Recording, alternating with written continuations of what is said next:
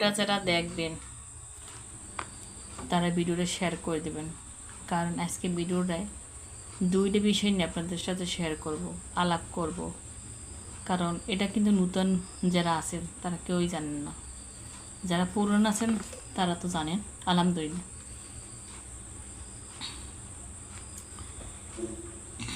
ভিডিওটি শেয়ার করে এবং লাইক কমেন্ট করে রাখবেন, ফলো দিয়ে পরবর্তী ভিডিও দেখার জন্য পাশে থাকবেন। হ্যালো গাইস, আসসালামু আলাইকুম। সবাই কেমন আছেন? শামিমা কলা টেস্টের নতুন একটি বই নিয়েছি, আশা করি আপনাদের ভালো লাগে। এই জিনিসটা কি বলতে পারবেন? এটা আমার কাছে সাইজটা লিখে রাখছি কেন বলে না যায়। এই ধরনের বক্স লইবেন, একটা বাটার মুখ, তাছাড়া আপনি যে কোনো গোল জিনিস লইবেন। ভালো হবে কিসের জন্য জানেননি? আমি আপনাদের একটু দেখাই, ভিডিওটা ধাক্কা দেবেন না, তাহলে কিন্তু শিখতে পারবেন না। বাজার থেকে যারা আমরা মার্কেট থেকে প্রোডাক্ট কিনে আনে বাচ্চাদের বা বড়দের, তারা কিন্তু সৌন্দর্য এমনি এমনি হয় না। সেটা কারণ হইছে গার্মেন্টসে তৈরি করে, তাদের ম্যাপটা আছে উপরে, যে বোর্ডটা আছে বোর্ড দিয়ে তারা কাটে। এই জন্য তাদেরকে কাটা এবং সেলাই অ্যাকুরেট হয়, সুন্দর হয়। আপনাদের যদি দক্ষ কারিগর হয়ে থাকেন বা দক্ষ কারিগর হইতে চান এবং কাস্টমারের খুশি করতে চান, তাহলে আপনাদের এইভাবে আগে প্যাটার্ন তৈরি করতে হবে। যে কোনো হাতা বলেন, গলার কলার বলেন, পকেট বলেন, ফর্ম বলেন, ব্যাক সাইড বলেন, যে কোনো সাইজে আপনার প্যাটার্ন দরকার। আমার এই একটা কাগজ ছিল ক্যালেন্ডারের, আমি প্যাটার্নটা করে রাখছি। ভিডিওটা আমি দেখাইতেছি, তাইলে বুঝতে পারবেন।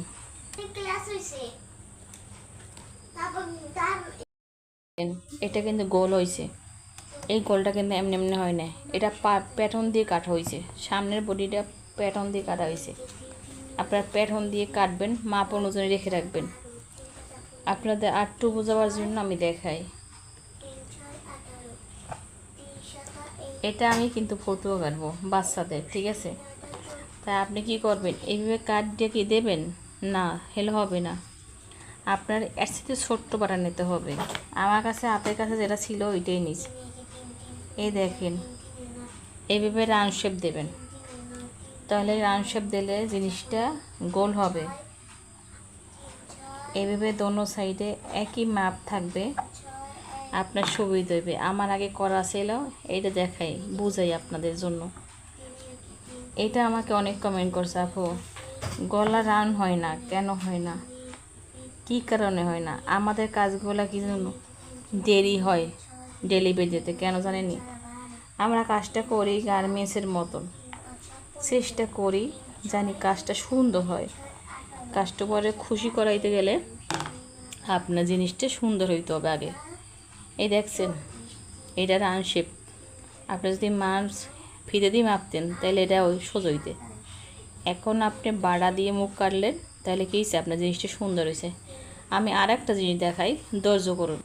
অনেকে বলেন আপু আমি পকেট বানাইতে পারি না, পকেটটা কীভাবে কাটবো? আপনি দেখবেন আগে মেজারমেন্টটা দেখবেন, যে আপনার যে মেজারমেন্টটা জামা হবে, ফতুয়া বড় হোক বা ছেলে ছোটো তো হোক, আগে দেখবেন পকেটের মেজারমেন্টটা কতটুকু আছে। তারপর অনুযায়ী এখানে আমি আছি সাইজ দিছি 18, ঠিক আছে? সাইজ 18 সাইজের ফতুয়া। এই দেখেন, লাইটটা একটু কাছে নিই, তাহলে আর একটু লাইটিং হবে। এই দেখেন, আপনাদের সুবিধার জন্য আমি কাছ থেকে একটু দেখাই। এই দেখেন, প্যাটার্নটা এইভাবে কাটে নেবেন মাপ অনুযায়ী। আগে প্যাটার্ন কাটবেন, তারপরে আপনি পরবর্তী ভিডিওতে আপনি পকেট কেটে তারপর এটা আপনি পকেটটাকে লাগাইবেন, তাহলে অ্যাকুরেট মাপ থাকবে, ডিজাইন কোয়ালিটি 100% থাকবে। আমি একটা করছি, করে দেখাইতেছি, সেটা আপনারা দেখেন। এই দেখেন পকেট, এটা যে করছি এটা কিন্তু আমি এইভাবে মেজারমেন্ট আগে কাট করে নিয়েছি, কেমন এইভাবে করে রাখছি, তারপর কিন্তু এটা লাগাইছি। এই কারণে কিন্তু সাইজ ঠিক আছে। আর যদি আপনি অনুমান করে কাজগুলো করেন, তাহলে আপনার কাজগুলো সঠিক হবে না। তাই আপনি ব্যাক পার্ট করেন বা ফরম পার্ট করেন, পকেট করেন বাচ্চাদের হাতা করেন, যাই করেন না কেন আপনি প্যাটার্ন কাটে নেবেন, তাহলে কিন্তু কোয়ালিটিফুল আপনার প্রোডাক্ট হবে এবং কাস্টমার আপনার সবসময় আপনার পাশে থাকবে। ভিডিওটি ভালো লাগলে লাইক কমেন্ট শেয়ার দিয়ে পাশে থাকবেন।